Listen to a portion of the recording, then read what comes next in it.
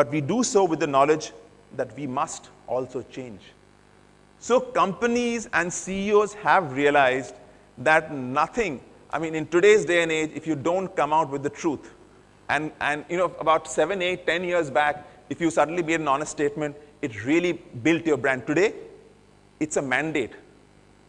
You know, you have to do it. I don't know how many of you are aware that recently, Facebook, about 2 years back, a lot of feedback came in from consumers that the Facebook news feed had a lot of sponsored content, and consumers were not liking it.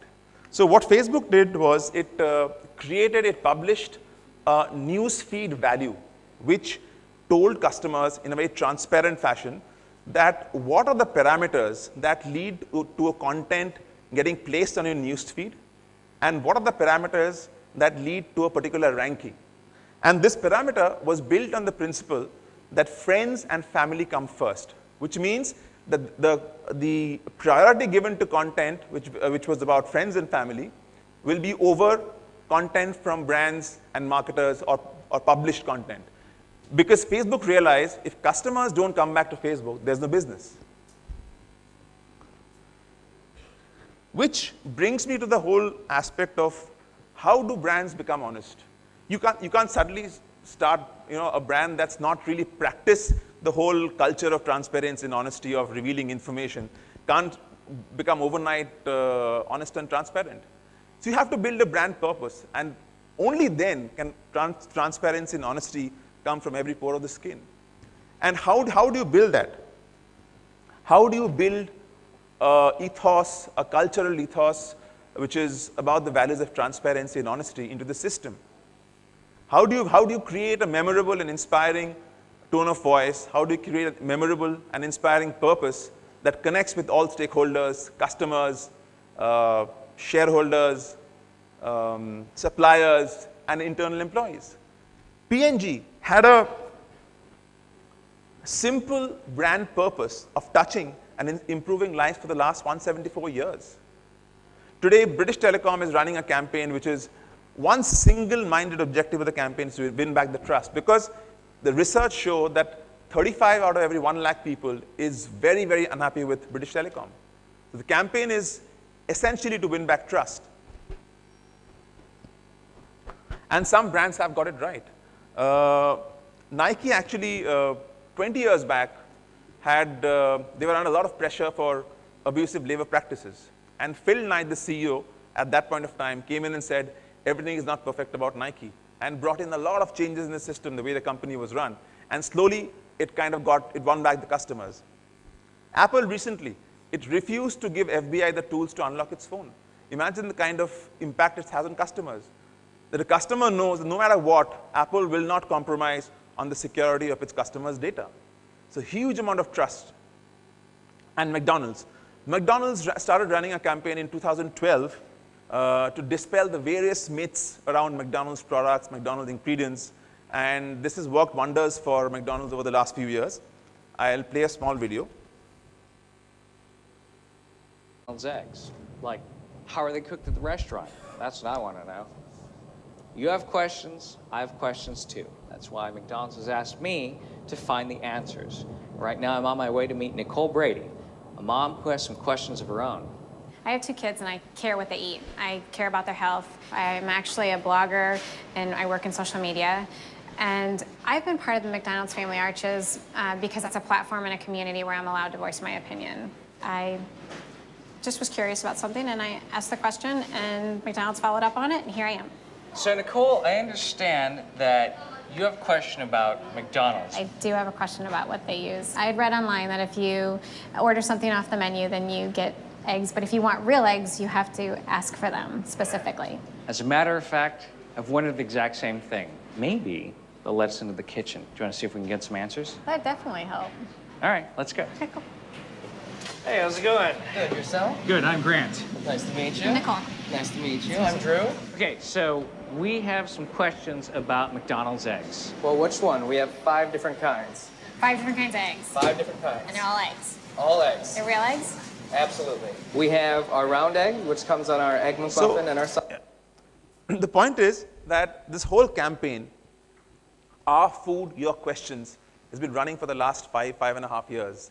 And this campaign got about 42,000 questions, 3.8 million visitors, and a huge change of perception about the brand.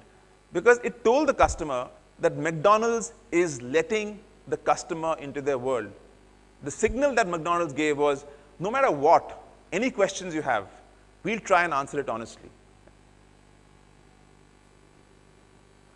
The last section is transparency in India. And once we review the cases, we'll figure out. Now, I've put together a list of about 5 categories. Now, these categories are categories where all of us in this room, we've had some interaction with. And largely, all of you will agree that what we see is, as the gentleman said, what you see is not what you get, which actually transparency should be all about. And the fact that there is a lot of gap between promise and delivery in all these sectors, whether it's telecom, insurance, automotive, and banking. In real estate, what happens? And we've heard recent examples where after RERAs happen, the companies are communicating a particular date to the real estate buyer, and the RERA document has a different date, which is about 2 years ahead, 2 years away. So what kind of transparency is that? So in banking, what happens? There are executives who are following up constantly, 6% savings interest, 5% savings interest. When you get to the account, you open an account, you realize that savings account interest is subject to a lot of conditions. You have to have a minimum balance or something like that. Automotive, there are no service escalation protocols. You have a problem with the car, you run helter-skelter, and there's hardly anything you can do. I'll narrate an experience that happened to me. In 2011, I bought a Ford Endeavor, and for 5 years, I suffered the car. It's a fantastic car, but probably there was something wrong in my piece, the piece that I got. And I wrote to the customer service head, I wrote to the president's desk. What typically used to happen was a mail went to the president's desk, it actually went straight to customer service. So the car was actually for every year, for 45 days, it was in the service center, every year. So almost about 120, 140 days in 5 years, it was in the service center. But finally, thanks to a gentleman who's the current MD, I wrote to him, and he immediately reacted, and over the next 2 months, I got my full money back. It's a fantastic ending, but the fact is that 5 years, it was torture. And technology has actually worsened accountability standards. So today you have the call centers. You have call centers for all the brands, but you just can't figure out how to really get to one executive. One executive is basically assigned to your problem, and it takes about 2 days for that guy to come, and the case is closed by that time. All of you would have. The problem is, in India, we don't have a consumer-centric culture. There are no consumer redressal forums. There are no consumer forums. The human life, I mean, there is no regard for human life. Today, even now, at 9 lakh, 10 lakh, cars are being sold without airbags. So that's a testimony to the kind of value that lives have in India. I'll show you this commercial that Airtel ran recently.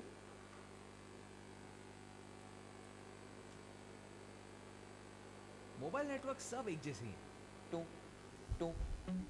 Signal ढूंढना पड़ता है ना, आता नहीं है। ऐसे ऐसे हम लोग के साथ क्या लुका छुपी खेल रहे हो क्या? हाथ में फोन लिए घुमा करते हैं कि नेटवर्क कहाँ मिलेगी, नेटवर्क कहाँ मिलेगी। सिग्नल तो दिखाता है 4 डंडी फुल, लेकिन सामने वाला आदमी बोलता है सुनाई नहीं दे रहा है। हेलो हेलो, नेटवर्क नहीं है, टावर है, टावर पे चढ़ के बैठो क्या? कौन प्रॉब्लम सॉल्व करेगा? आप करोगे कि मैं करूंगा? The youth right now, we're not stupid. We want to know every single thing. Networks दिखाओ, टावर्स दिखाओ, कहाँ है? ये लोग ना हमें कभी कुछ नहीं बताए। Show it openly. हम आपसे कुछ नहीं छुपाएंगे।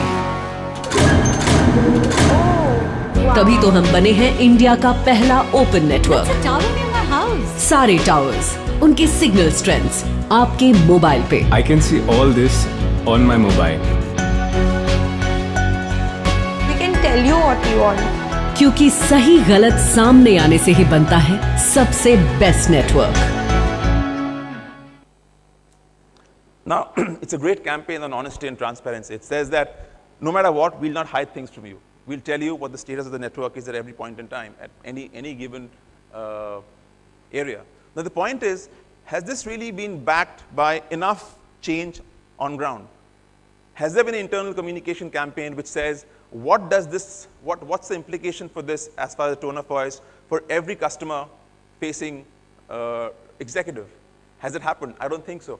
Now, Airtel is doing this for telecom. Airtel has other brands, for instance, DTH. I personally have a DTH connection. Now, if you're running a campaign which is about honesty and transparency on one particular brand in the portfolio, the company has to make sure that service experience across the brand, across different portfolios, are similar. If it doesn't, it's going to get relegated to become an advertising campaign without really any gain in the longer run. And the point is that any campaign which talks about, which preaches about transparency and honesty through an advertising piece of content is not good for the brand in the long run, unless there is a real recalibration of purpose of the brand. So what's the opportunity, especially in the Indian point of view? The opportunity is that in today's context, brands don't have a consumer-first voice. The fact is, the consumer centricity today is actually synonymous to transparency and honesty. If brands are consumer-centric, brands will understand that there's no other way but to become honest and transparent with customers. Consumers are used to a standard service protocol. And the fact is, consumers today are happily dissatisfied. Consumers are dissatisfied, but they just don't know what to do with it. They don't know who to go to. And brands that can reorient themselves will be able to drive preference faster. Brands that have the attitude of revealing information to the consumer in an honest and transparent way will have it all. Thank you.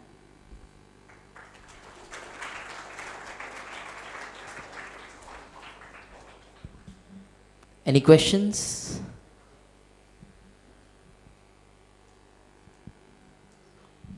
Hi, Arijit. Hi. Yeah, it's a very good presentation. You spoke about accepting mistake, and time and again we have seen Flipkart talking about Big Billion fiasco and various brands, Maggie from Nestle. You also spoke about some examples. Now, since we are seeing that brands are coming forward and trying to accept the mistake, clear? Do you feel there is a tripping point wherein a time will come wherein customer might not give you that chance also to accept a mistake? Yeah. Because there is a limit to which a customer can accept that you have done a mistake. Correct. Clear. So it might be a new trend wherein customer might give you one more chance, which we see time and again. But do you see there is a tipping point wherein you are not allowed to do any mistake? If the company was aware about the fact that they were doing mistake, so they would have arrested it before. Because we have been seeing this across global Toyota car, correct, which they brought back, lot of Volkswagen, yeah. All are about accepting mistake and their sales are also growing. Correct. So do you see there is a tipping point? We see any tipping point? In the global context, I think we're reaching a tipping point, because if you see in the global context, things are much more sensitive, recalls happen, and I talked to you about the IKEA case, they were forced to do it. There are examples in the automotive space like Takata airbags, a 15-year-old scandal, but India, the problem is brands can sit in their safe cocoon for the next 10 to 15 years, because in India, there are no consumer redressal systems. In India, there are no consumer forums. That's why brands are having it easy. So, but the point is, there will come a time over the next 7 to 10 years to 12, 13 years, where the power of social media gets far more, and when more people from rural areas come into the urban segment, you'll have a situation where brands don't have an option but to reveal and take corrective action.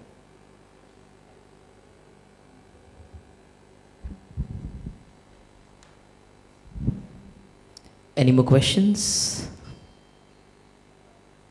No. Ladies and gentlemen, can you put our hands together for Mr. Arijit Ray? Thank you so much, sir. I would like to request you all to kindly hold on for a minute, as I request Tarun to kindly step on stage as we felicitate Mr. Arijit Ray. Thank you so much, sir, for sharing your expert thoughts with us. Ladies and gentlemen, can you put our hands together, Mr. Arijit Ray. Thank you so much.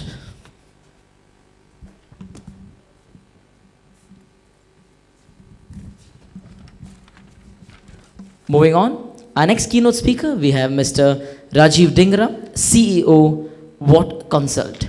Rajiv Dhingra is the founder and CEO of What Consult, the most awarded digital and social media agency, founded in the year 2007. An entrepreneur and a thought leader in the digital space, he currently leads a team of 300 plus people at What Consult. What Consult is headquartered in Mumbai and has offices across Delhi and Bangalore. In January 2015, Rajiv sold majority stake in What Consult, which became a part of global advertising network, Dens to Aegis Network. Rajiv was nominated as a Digital Person of the Year at E4M Indian Digital Media Awards 2 years consecutively and won the Young Social Media Entrepreneur of the Year at CMO Asia Singapore and the Agency CEO of the Year at the Media Ace Awards. Rajiv has been a global speaker at Digital Media World Forum, Dubai, Amsterdam, and London, Social Media Enterprise Forum, Dubai, Malaysia, Social Media Week, and AfriTech Summit, Kenya. Ladies and gentlemen, can you put our hands together for Mr. Rajiv Dhingra?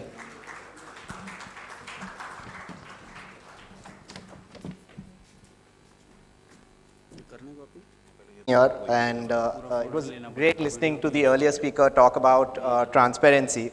Though if there is one thing that I might add to what he was talking about, I think social media, and because I come from that space, is already putting immense pressure on brands to be transparent. And I don't think it'll take 7 to 10 years for it to actually create pressure for it to be, for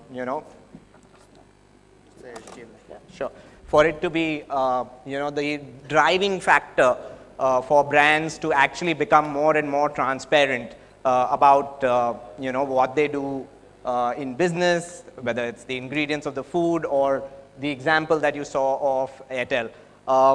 Coming to my talk, it's called the Era of Digital Disruption. And 10 years ago, I started What Consult. And not many people know what the world was like 10 years ago, but I remember it distinctly.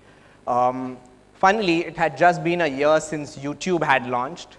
Facebook in April 2000 odd, around that period, actually came out as an open network. Prior to April 2007, Facebook was a network that only allowed email IDs which were .edu, technically the colleges in the US states. Only those people were allowed to actually access Facebook. If you didn't have an email account which was .edu, you couldn't access Facebook prior to around April 2007.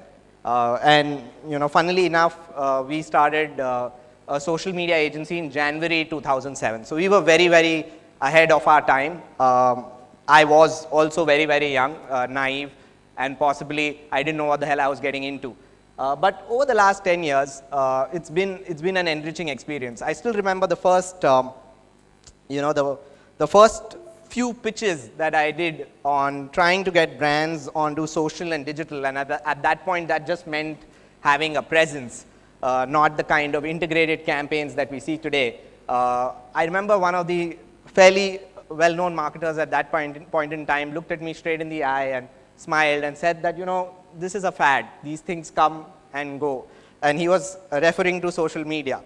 Cut to 4-5 years later, I saw that marketer giving a talk in one of such forums about how powerful social media is, right? Honestly, I just felt very, very validated in both those situations. I was a 21-year-old upstart when I had went and pitched in 2007, and 4-5 years later, obviously my agency was doing decently well, and it just made me believe that it was right of me to start at that point in time.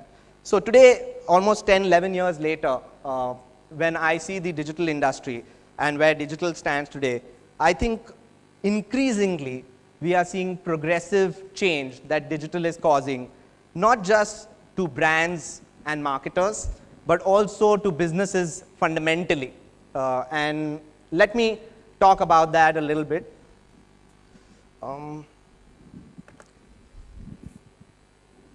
Does this work? 1 second.